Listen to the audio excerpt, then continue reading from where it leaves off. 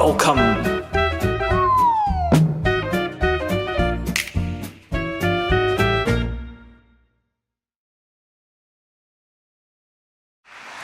Yeah, thank you all for coming. So today I'm going to be speaking about how the fun is over and we have to get serious about games. To begin with, like I said, I have these 3 little trigger warnings for violence, death, and sex and pornography. So if any of those issues are not welcome, you may want to vacate. Otherwise, please feel free to stay.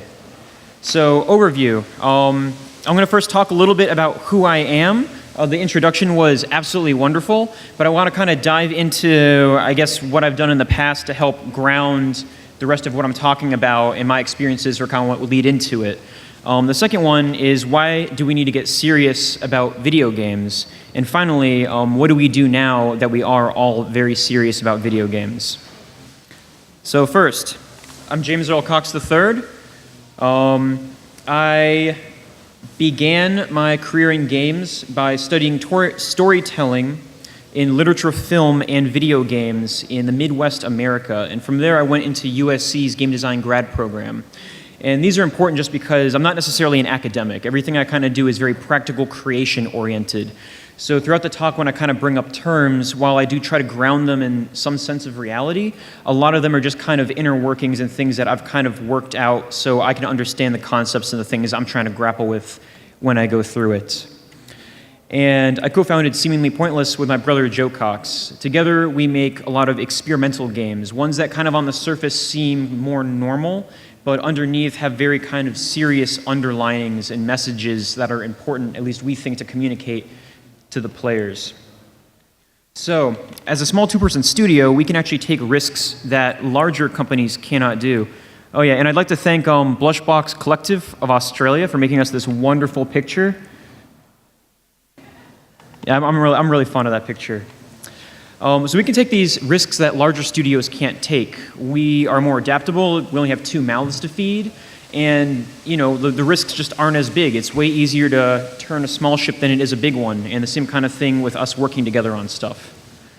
And for instance, the 2 games we've released previously before coming here through our studio are You Must Be 18 or Older to Enter, which is a game about being a kid in the 1990s and looking at porn for the first time. And I'll get back to that in a little bit. And the second one is Moloch Zero, which is a worker management simulation game. And we ideally want the players to question the in-app incentives for the actions they're taking inside the game, such as, I'm getting rewarded for this, but do I really want to treat my workers this way? And kind of opening up a dialogue about representation versus reality and how it reflects on you as a player on the actions when you're trying to discuss these games with other people. So, those are the 3. And the most recent one is the Ichi Zone, which, as we previously heard, is in the back there. And I'll kind of get to that game a little later, but to preface it, it's a game where you have to wait an hour to enter the game. And once you get inside, there's very strict instructions for how you can manage playing the game. And if you mess any of them up, it kicks you back to that hour wait timer. So it's very punishing. It's not a friendly game. Lastly, I made 100 games in 5 years. That started in 2012 and ended in 2017. That was feasible for me because I was a student during that time, so I was able to kind of work that into my schedule. It's not something I would necessarily recommend to anyone else. I think one of the biggest findings I have of it is you can do effectively the same thing with only 20 games. You don't have to do 100. You get the same kind of experience. And why I did that, Malcolm Gladwell's 10,000 hour rule, which has now been really debunked, but back in 2012 I thought it was really neat. But the idea is that if you put 1,000 hours of deliberate practice into anything, you become world class in that. But ultimately, I figured if I could make 100 games in 5 years, I would know for certain if it's something I really wanted to do or if it's something I never wanted to touch again. And some of those games, all of them were actually experimental in some degree, either some kind of art that wasn't traditional or a narrative or being really vulnerable, but I was always trying to push something out with them. Some of them did really well, like this one, Bottle Rockets. I made this game feeling incredibly vulnerable the entire time, and I was really happy it was well received. That was a really tough game to make. And then some of them were really not so great. The first one up there in the corner is called Murder Clown. It's a game about a clown inside a clown's mouth. It doesn't have a lot of text in it, and all of its points are disjointed. It was just to see if people would kind of pull a narrative out of all the imagery you put into something. Like, there's no actual murder in it, but it's interesting to watch people play it on YouTube and how they interpret it and they try to make sense of it. And the other one's called I'm a Little Teapot, and all you do is pour a teapot, and it screams at you when you do it. So overall, it was a really great experience. I had some up and downs. I burnt out during part of it, so I learned a really tough lesson about that. But I recovered, and if I hadn't done it, I wouldn't be speaking here today. So as it's approaching the one-year anniversary, there's still a lot of stuff I'm trying to package meaningfully, but getting serious is one of the things that came out of it. The games I made in it kind of revealed these underlying cultural norms that are accepted in games and the way that we all influence each other and the medium and how it influences us. So what does getting serious mean? It's a double meaning. We need to be serious when we make our games, and we need to be serious when we are interacting with games. The first thing I'm going to do to kind of demonstrate is I have a trailer for my game, You Must Be 18 or Older to Enter. I think it's a pretty good example of what I'm talking about, and I'll kind of flicker back to this game throughout the rest of the talk. So let's see if I can do this.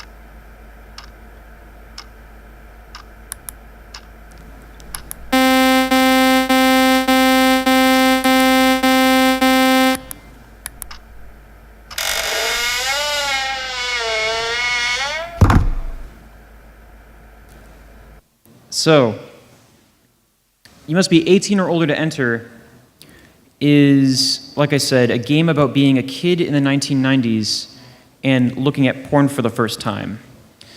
And I don't think it's really a coincidence that that's what its subject matter is. When I say we should be serious, what I mean is kind of the ways I hoped to design this game. And it's, of course, always hard to say if you fully achieved your goals or not, but this was kind of my attempt to push that forward. So I made it as a game trying to counter a lot of the tropes and expectations of horror games. There's a lot of horror games out there that use violence and death as the underlying narrative. And of course, there's always a place for those, but I'm trying to expand outward from that. And worse, there's a lot of horror games that just have negative tropes, using people with just any kind of difference as the other in the game that you're supposed to be afraid of. And this negatively impacts people. So I was wondering if it was possible to make a game within a medium that's just so mired and bogged down with all this stuff going on, but just make a game without that, but in that genre. And that's how we made 18 or Older. The first version was actually a Twine prototype done overnight just to test it out. And after the initial success, the next day I met up with a friend who I sent the prototype to, and he was playing it, I think he said in his living room with his front door open. And he got partially through the game, and it started moaning at him, and he just freaked out. And he had to shut the door, and he was worried if his neighbors heard him, and the whole experience got to him. It was actually like he was a kid in the 1990s, and he was just trying to figure out all the ways he could try to explain it off, and it worked, which was really great. So since then, we showed it at a lot of different kind of festivals. It was part of Out of Index, which is an experimental South Korean game festival. It was at the Tokyo Game Show. It was in South by Southwest. It won an Indiecade Media Choice, Slam Dance Film Festival in Park City, Utah, and an honorable mention from the IGF. So it was pretty good. And the game is free too. It's available online at itch.io and Game Jolt. The biggest question that players asked, though, as we were showing this over the course of the year or two, we kind of were improving it and changing things and getting it around, was if the game was on Steam. And I never really thought of it. I didn't have any reason to upload it there. I was happy with the other two, but we had enough interest that it was sure, why not? We should just upload it to Steam. So it went up on Steam Greenlight before that disappeared. And it got through Steam Greenlight, and we even had people on Steam kind of help us figure out how to do it. Like, I think my favorite bit of feedback was originally I just had like a little warning sign for entering the game, just saying this game contains mature content. And one of the staff was like, hey, if you put an age gate on it, you can make sure the age gate asks the players if they're over 18 or like years old to enter. And that was like perfect. You just fit the game, directly at the age gate so people know what they're getting into. But it was a quiet launch on Steam. Like, we didn't have much press attention or anything. It was just kind of went up and it was there. Even so, within 30 days of it being on Steam, it amassed over like 22,000 plays, something that's pretty good, especially for a game that has a really quiet launch, like about a month's worth. And then it was banned from Steam. The Steam staff reached out to us after a day when we were trying to figure out what happened, and they told us that they considered the game pornography, and therefore they would not distribute it. And we tried getting in contact with them. I was happy to change the game if need be and alter elements to make it up there because I just wanted to have this alternative game on there, even if we did remove elements such as trying to blur things more and stuff as just an alternative to the common horror that's out there. And they never really got back about that. But the good news is that the game did live a long, good life. While it stinks that it was banned, it's been around for a while. It's always been free, so it never affected us financially. And I'm hoping to revisit the game in a larger scope and maybe a more Steam-friendly version later on. But something I think is important about this game is it kind of underlines the accepted cultural norms of video games in the mainstream versus the things we could be making, and how that all kind of affects each other and affects ourselves and what we do. And that's also why we have to kind of be serious about this content. There is a very strict set of accepted game norms out there, things that you can and can't make unless you want to run the risk of bad reception or you just don't think of something outside of it. And this is kind of one of those areas where I was saying I'm not an academic. This is going to be, possibly arguable. If during the QA, if anyone wants to come up and try to propose better terms, please do. This is something I'm still working on.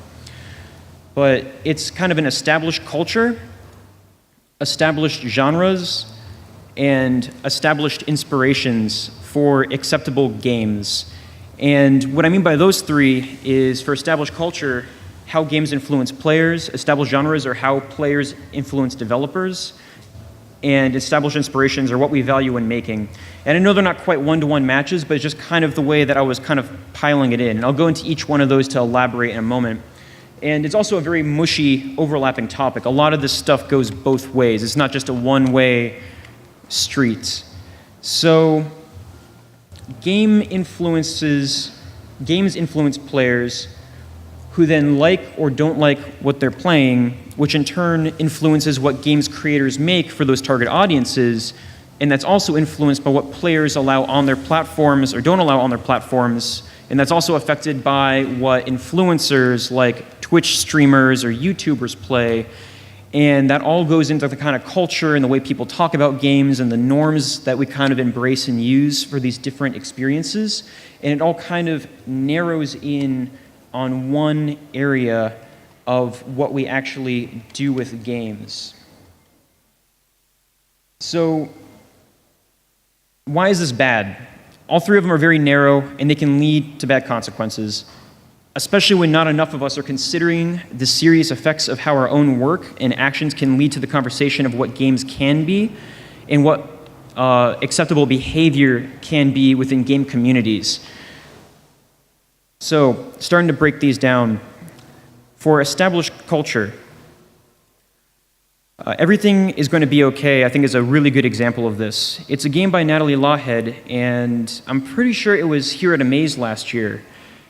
It's a great example because it's a game not only about surviving bad situations in life, but also trying to overcome them and grow from them, or at least be stronger.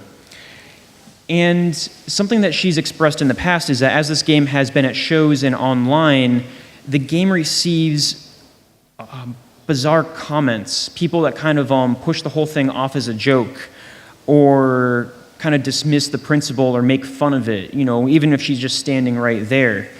And, it's just, when players are mocking or treating the experience poorly, it just kind of puts a bad taste in people's mouth. It doesn't really make you want to continue making this kind of stuff.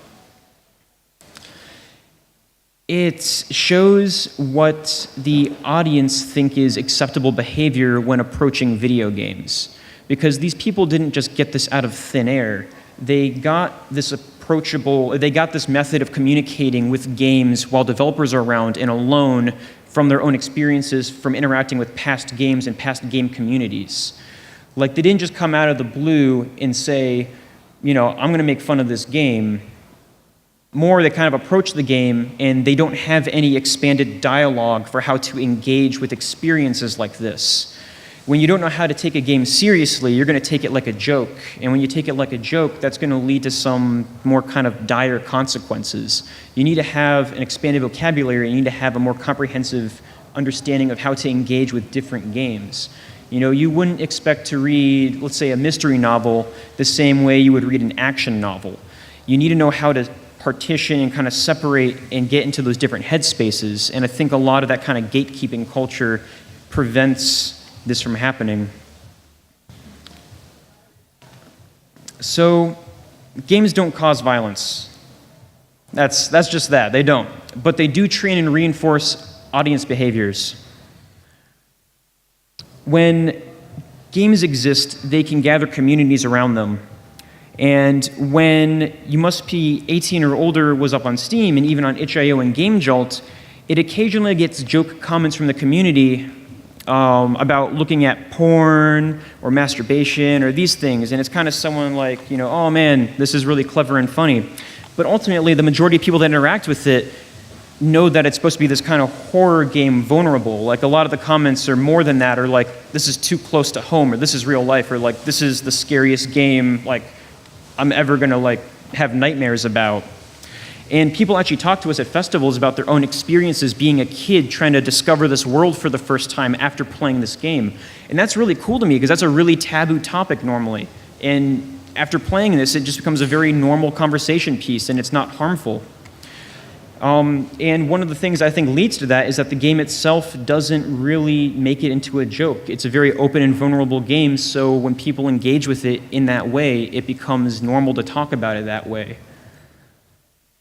And as an example, in order to kind of enforce that childhoodness in the game and try to make that game, or make this game kind of fit that norm, what we did was, it's a little hard to see up here, but all the art in the game is ASCII art. It's kind of ASCII collage because it's different sizes. And what that means is that everything is like an individual letter. Everything on the screen is a small little letter that makes up a larger image.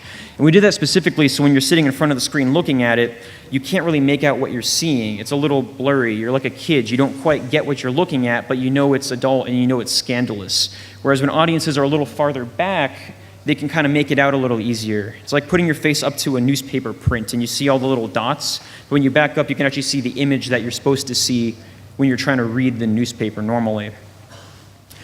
And trying to make sure that the game had these elements reinforced so it wouldn't be interpreted as anything more as this kind of childhood fear game. And then you also includes the kind of black and white aesthetics of it, making the game kind of dark and eerie as well. It helps kind of push in that mood of what this game is supposed to be. Like after the Steam ban, we had a lot of people come out in support of the game saying like, this clearly isn't porn. And then we had some other people who, obviously came against it, but it created this really cool conversation about like what's okay in games and what's not okay in games. And some of my favorite things were people kind of pointing out, like, thank goodness this game is gone. Now we can go play X worse game. Which was this kind of weird dichotomy because they weren't even talking about this kind of stuff. They were more talking about like violent games. So moving on to the kind of trigger for violence and death section, a good example of that kind of opposite thing is hatred. And to be clear, I am happy that game exists as a talking point. I think it's a valuable thing to have so we can kind of discuss what's okay and what's not okay. And the kind of history behind that game is that it went up on Steam, and then it was banned, and then people kind of got riled up enough that it got back on Steam. And what they did for that game, and it's not really clear, at least it wasn't to me when I was researching it, who kind of drew the lines, but the lines, I think, were drawn at children and pets. Those were the only things you couldn't kill in the game for it to be on Steam. And with that being said, you can shoot people unarmed in it. You just run around neighborhoods, mass killing, and that's the premise of it. But what was really interesting to me is, like, when we were looking through the Steam support kind of documents for 18 or older, the most they had for porn was specifically, we don't allow porn. There wasn't anything defining what that was. They didn't say if it was full bodies. They didn't say if it was specific body parts. It was just this one big blanket statement. But because there's so many violent games out there, they have very particular little, things in place so you know what you can and can't do. And that's a symptom because of so many people are making so many of these kinds of games that it's able to kind of force it into a situation where we can be this particular about what is and what isn't okay. So what kind of bugged me about this one is when I was looking into it, I scrolled through the forum for it too. And to kind of compare with the 18 or older forum, which, like I was saying, was mostly, the scant few jokes or people kind of talking about how this was like their real life or, like this is too close to home stuff. The hatred forum is full of people making jokes about mass shootings and killing children and this kind of stuff. And I think a lot of that stems from what the game makes okay. Because the game allows the players to engage with this kind of behavior, it opens up dialogue for the players to say it's okay to make jokes about this stuff because the game is doing it too. And even more so, one of the things I found really chilling is directly after I was reading the hatred forum stuff, I found out that there was actually a school shooter in California who posted on the Steam forums for hatred. And when they showed his comments, I'm pretty sure I just scrolled right past them because they were not anything compared to some of the worst stuff on there. It just blends right in. Like if that was on 18 or older or any other Steam game that's a little more mild or takes itself seriously, you would notice it, like it would stand out. Also, just to make sure it's clear for that one too, it turns out that the majority of shooters aren't even interested in video games. So that game in no way caused that. It was just peculiar to me that the comment that this person wrote just completely blended into the rest of the wall of text. It just kind of paled in comparison to other comments on there. And then I think that kind of seeps into their vocabulary when they're engaging with other games and other work out there. So most of the people there are very peaceful. But it's just the jokes they make online, either behind, being anonymous or because they're just in the forum where that's okay. So, for the established genres, pop quiz, what's the difference between innovation and bad design? I'm going to take my sweet, sweet time answering this because I have another good 20 minutes. And I'm going to go into an example. What genre is FTL? Anyone wants to shout it out? Roguelike? That's pretty accurate. It's a roguelike, mostly. So I use Wikipedia's definition. It's not really academic, but I figure when people look up what a roguelike is, this is like the top hit, so most likely they're going to go see this resource. And this is what Wikipedia defines a roguelike like. It's a dungeon crawler through procedurally generated game levels with turn-based play, tile-based graphics, and permadeath of the player character based on a high fantasy narrative. And when you look at FTL, two of those don't really apply. It doesn't really have tile-based graphics. It's not really based on a high fantasy narrative. And I have those other two yellow because it's debatable. If anyone wants to talk about it in Q&A, we can do that. It's kind of a dungeon crawl. You have to kind of choose little dots you go to as you're working your way across the map, but it's not really a dungeon crawl in the traditional sense. And it's sort of turn-based gameplay when you're doing that and how you can kind of pause the game to move your crew around your ship to attack more enemies and that kind of thing. But I felt those were a little wishy-washy, so I kind of cut those in half. So what I think is really funny, and this is an argument I made a while ago. I don't think it ever got super heated. I think no one was just really interested in listening to it, so I'm glad I can do it here. I think it's more of an Oregon Trail-like. It's for those that don't know Oregon Trail. Oregon Trail was released in 1971. You travel across a map kind of like you do in FTL, but without as many choices. Like you get to decide how you want to like cross a bridge or things like that, but it's pretty linear, you know. So FTL you get to choose a little bit, but very much the same. You get a group of people you control. You have to keep them alive, just like in FTL. You know, maybe it's with food and that kind of resources rather than their health bars, but you have to kind of sustain them. And you have little mini-game stops along the way, such as like duck hunting or trading or these little things. And then ultimately you reach the end and you win, or you perish along the way and you die. And what's the genre of Oregon Trail? It's apparently an adventure game, which doesn't make much sense to me, especially when it has more in common with, I guess, FTL than it would a lot of other games you would consider adventure games. So what's strange to me is that FTL is a rogue-like. It's not even a roguelike. It's a game that's like a roguelike, which shows just how far removed it is, but still related to that central theme. And what's strange is that people found this game to be really innovative. It was really new and fresh, and it was a new take on this genre, even though it has like so few things in common with it. And I love FTL, there's like nothing wrong with that, and I get the idea of using genres to kind of pitch to get your game across to an audience so they know what they're engaging with, but I feel like there's a point where even this game is a little too far distanced from the genre that it's supposed to be embracing, that it almost doesn't fit. So an example in the opposite direction, Monaco, What's Yours Is Mine, they talked about this at GDC 2014, about how they had to rebrand the genre of the game. It was revealed by them that after a lot of playtesting, in Monaco, it's a kind of stealth game. You have to sneak around and do heists, and things always go wrong, and that's half the fun, figuring out how to get out of these tricky situations. But players didn't like the fact that you couldn't ghost this game. You couldn't figure out the enemy's AI pattern because their movements were more random, so you would always get spotted, or very likely you would get spotted.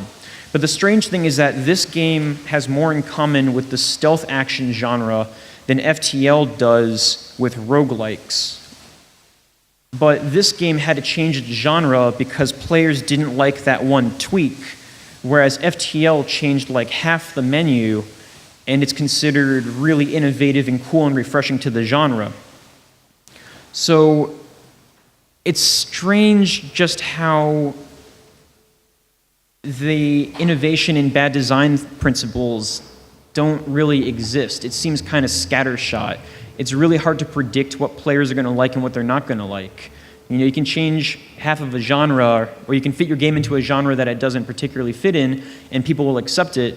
But then also, on the other hand, some people only tweak one aspect, and then all of a sudden it's just too much, and you have to change the genre of the game. So, the last one, established inspirations. And to break it down even further, I have these kind of three principles for at least what I understand a lot of other people use for when they're making games, and kind of the things that I use to make games, with one added component at the end. So established inspirations, what we want to make, what we think will make money, and what we know how to do. If one of those three doesn't necessarily fit, then there's a good chance that you won't be able to make a sustainable living on it. If it's something that you don't have to worry about making money, it's a freeware game or something you're doing as a hobby, then you don't have to necessarily worry about that one. And these rules are typically good, and many games that kind of follow them sell well. But a lot of the times, they end up hurting people and discarding dangerous topics and dismissing really important details. So, also, I'm really fortunate that a lot of stuff just broke recently that kind of points this out, like really well. For instance, Far Cry 5. I don't know if anyone here has been reading some of the reports about it, but like even Glixel covered it. The Far Cry 5 game takes place in Montana, United States, and focuses on an American Christian cult. But most of the reviews talk about how it plays it way too safe. And this article in particular is about a cult expert talking about how this game makes it seem like cults kind of sweep in and only pick up really fanatical people already riled up to trying to jump into this thing. Whereas in reality, like they're saying like, no, like they're way more dangerous than that. Like when you start getting involved in a cult, they slowly start taking things away and kind of putting their tentacles on you and pulling you in. Like you don't really know it until you just wake up one day and you either realize you're in it and you try to leave, or someone else tries to break you out. It's dangerous because this is a game that kind of normalizes the idea to a lot of players that such a serious thing is just going to be really violent on top, and there's actually no kind of hidden stuff that's going to happen in reality. And ultimately, it just tries to approach a topic that needs way more nuance and care, but disregarded it for the sake of fun. They know their audience, and they know their audience wants fun games, so they just kind of cut it down. And games don't cause violence, but this one might mislead people about the warning signs for cults. And it's not necessarily that you play this game as an educational experience, it's just as you play it, if you're not critically looking at what you're playing and kind of taking it in, you're going to slowly start taking in the biases of what you're interpreting. A second one is First Nations were upset with their chief's inclusion in a new Civilization game. And this is a really interesting one because the Civilization game, all of them, they're effectively like colonialism, the game. You expand your nation, and you win by one of multiple ways, but you always have to kind of expand to do that. And the problem they ran into was that, first off, they didn't talk to the tribe if it was okay to include them in the game. But then secondly, it doesn't really fit with the game's purpose. Like, they don't care about expanding. That's not at all in their MO. So the game has these underlying biases for what it's trying to do and what it wants to be, and it's very contradicted by the inclusion of these people. It just doesn't fit. Like, either the game has to fundamentally change the way it works, or you just don't add them in. And it kind of shows how stringent that type of development is, and how stringent that kind of creating without kind of considering the unknowns that you may not have when you're trying to get into it. And then the last one is SimCity. So I have a family friend who worked at the United States Department of Energy, and a while back they talked to the developers about this game because in the earlier versions there was nothing about global warming. So in SimCity, in the earliest versions, you could just, not even pollute. I don't actually know if the game, I don't know if they let off pollution in it at all, but you wouldn't affect anything. Climate change wasn't a thing, so you could build uninhibited by that.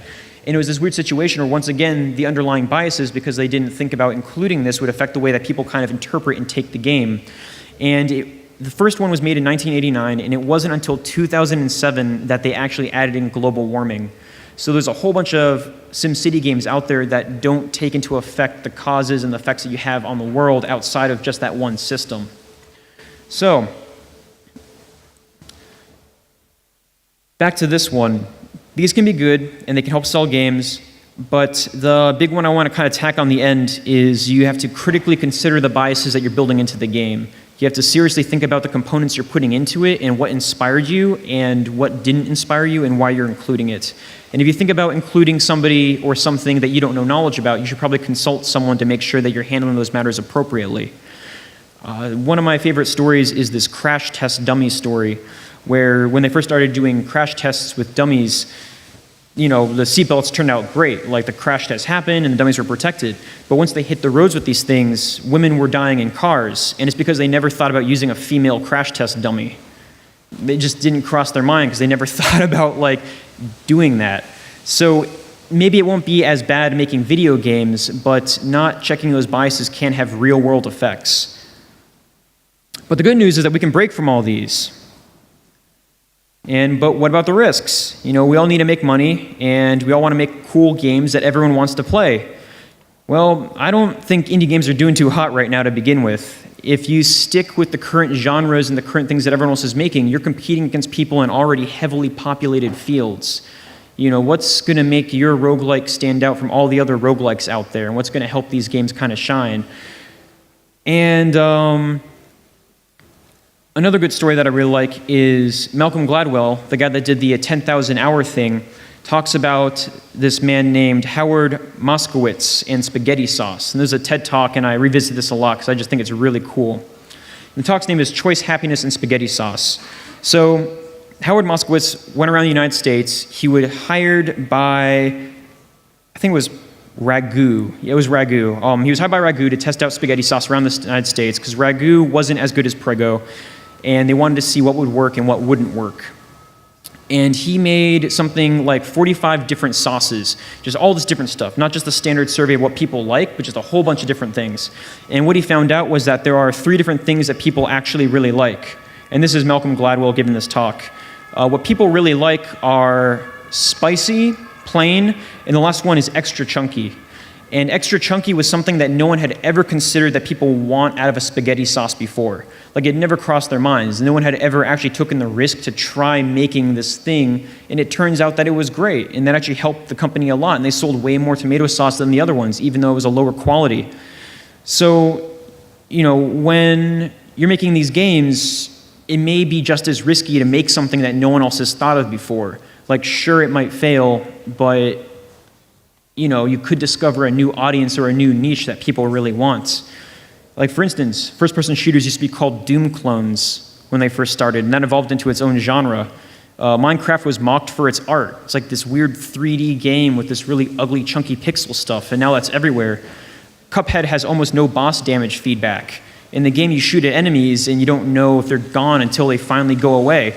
And that's like a really big design principle, and it's not in the game, and people don't care. And then the last one is that walking sims were mocked for not having enough content, and Steam or Valve just bought or hired Camposanto, the creators of Firewatch. And those were all things that kind of evolved and changed over time to make the community better and better.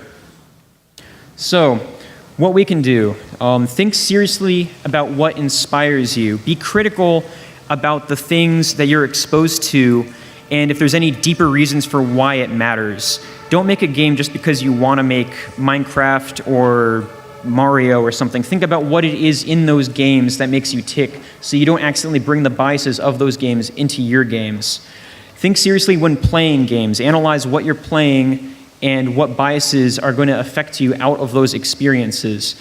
You want to make sure that you're wary of consuming things that may accidentally shape the way you're communicating online, and you have to be careful not to fall into a trap where you're acting toxic, but you don't know because the game just kind of normalizes it. Playing SimCity without the global warming can shape the way you look at the environment, because you might think it's an accurate representation. There's nothing in the game that says it isn't. It's a game, but people still kind of mimic stuff in real life that they play in games. I learned a lot about, well, this is probably not going to be great, because I'm sure there's things in this game that aren't right, but I learned a lot about the world playing, the Total War games. Just kind of like the different nations, and, I got inspired by that stuff. And Age of Mythology really got me into, myths and legends. But it doesn't mean the information in there is accurate, but it's still something that I really absorbed when I was little. And the last one, be critical about what you put in your games. Use a lot of crash test dummies. Make sure to talk to people when you don't have the ones that you need. So, inspired by games, if you're inspired by games, you have to make it count. A good little adage for how we ended up doing something by our principles was when we were making the E-Cheese Zone, we were inspired by bad children's games. If you know, like Pumpkin World or Winnie the Pooh's Home Run Derby. The second one is way too hard to beat, especially for the kid, and the first one is just poorly constructed. But the interesting thing is that because we were building the game to kind of mirror these games, it took in way more than just the aesthetic.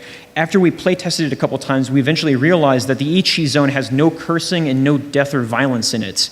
And we never intended that. That just happened because of the source material that we were drawing from to make the game. So that was a positive direction, but that's just kind of how you can accidentally bring in biases and gameplay into your experience without knowing it from other creations. And ultimately, we can kind of change the culture and expand it. Because 18 or older was banned, I actually was able to give a talk at Heartbeat, which is a conference down in Melbourne. And a huge thanks to Katie Stiggs and Louis Roots for hosting me and having me come down for that. And if I hadn't gone down to Australia for that conference, I wouldn't have made the E-Cheese Zone. And if I didn't make the E-Cheese Zone, then I wouldn't be here. So all that stuff kind of worked out very nicely in this way of trying to push that message forward of expanding out what you think games could be or should be. And one of the things that I'm really honored and happy about is that I've actually heard that people have already made a couple games based on the Ichi Zone or inspired by that. And that kind of makes me happy because it's the opposite of violent games. There's no death or violence or cursing in this. So if someone makes a game based on this, it's kind of pushing the mold in that opposite direction. So yeah, thank you for everyone that's experienced it or made it, or anyone that wants to. Or if you don't worry. It's not a cup of tea, doesn't matter. And ultimately, thank you all for listening.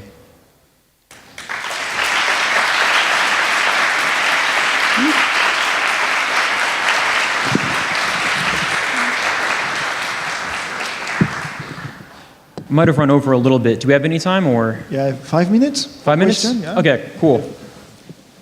If some of you have questions, you can either come and talk in the mic, or oh yeah, sure. Go ahead. Thank you very much. First of all, I was wondering about your stance on provocation to push the medium as a whole. Like, even your pornographic images were kind of deciphered. You showed in the talk. Do you think it's important to hold back and keep in style, or just to try to make it as clear as possible what you want to change and why? Typically, the way we work with seemingly pointless games is that on the surface, the biases and underlying messages aren't super clear. We found that, I mean, not from our own personal games that we made, but some of the ones that I made on my own, and then also just kind of seeing how people push it. Education games, people kind of tend to stay away from. So if you want to push a message, we find that it's kind of like hiding a pill in dog food. Like, you have to kind of put it in there. So like 18 or older, like never on the surface does it say that this is a non-violent horror game. It's just what it is, and the message carries through by being what it is. And for not 18 or older, for Ichi Zone, same kind of thing. Like, we don't advertise outwardly that this is a game that doesn't have these elements. It's just part of what it does, and that helps push it forward. I mean, outside of me saying it right now, like nowhere in the game does it do that. Thank you. Yep. Yeah. Hi, so thank you. I came because the title of your talk is "The Fun is Over," and I've been thinking a lot about the word fun, especially since I started studying game design, and like that's all I hear, and it's so frustrating. It's a terrible word. And I hate this word, seriously, and I grew to hate it even more because I never considered myself a fun person or someone who was into fun, and then I went to school, and all I hear is like, how about now in this exercise we make a fun mechanic, and it's just like, how about we make an interesting mechanic or like a meaningful one?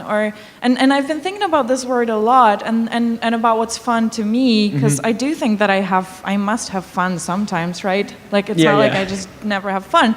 And like, parties are fun for me, but not because of drinking or dancing. Like, the most fun I have at parties is when I find someone and can talk to them and like share traumas or pet a dog or, that's my kind of fun. And then I was thinking that maybe instead of rejecting the word fun, we could redefine fun, as in there's many types of fun. Like, I get a kick out of crying at movies. I never think like, I want to watch a fun movie. I'm like, oh, what about this depressing existential stuff?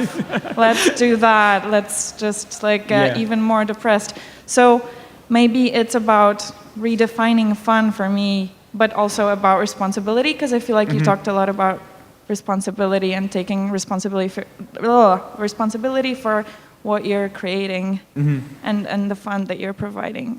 So there's no question. I just wanted to say that maybe it's about redefining things also.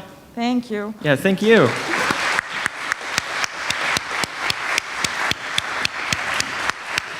Yeah, I could go on forever about fun. It's just a terrible word. I try to use engaging instead, because people think naps are fun, and then other people think that jogging is fun, and people hate jogging. Fun's just too subjective. Like, it doesn't mean anything anymore. Yeah. Any other questions, comments? Please. Fight me over definitions. I promise you'll win.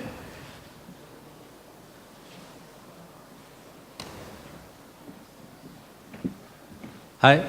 Hello. I have a question about what you said of having trouble with Steam and considering to make changes to the game to put it on Steam.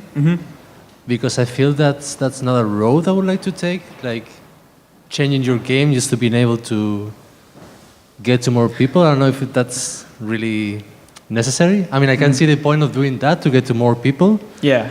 but where's the line to change things and to get to Right. people? And I think a lot of it has to do with the critical mass that's interested in that topic particularly.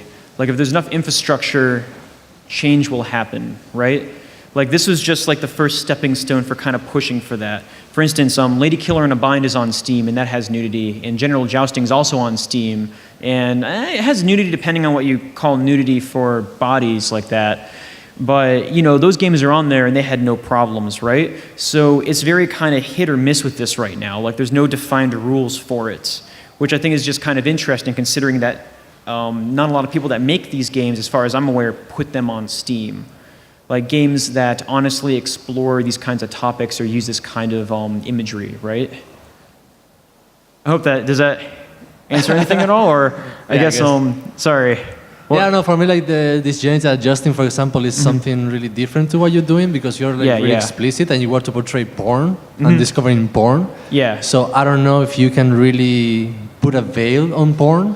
Like porn is porn. So you know what I mean? Like yeah, a little bit. I did a very deep legal search for what porn is, and this doesn't count as that. Right. Yeah, a lot of it has to do with intent. And this game was never intended to be that. And that's one of the big reasons for it. And then the second one is that a lot of the images are just too blurred to make sense of. And there's also nothing in there that hints at it being used for these purposes. Like the framing of the game is really weird. But like if looking at ASCII images with like creepy horror music is like your thing, then maybe, but there's also way more accessible ways online to get a hold of stuff, you know? So this is just kind of like, it was a weird space to be in with them.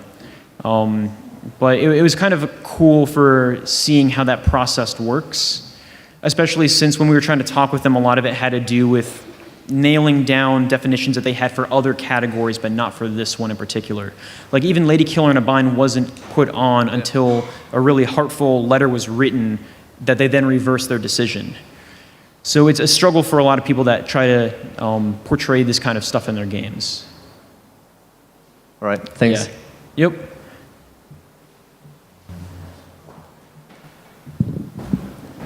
Okay. Well, I think we're good for questions. Thank you very much, James. Awesome. and thanks Yeah, for- thank you.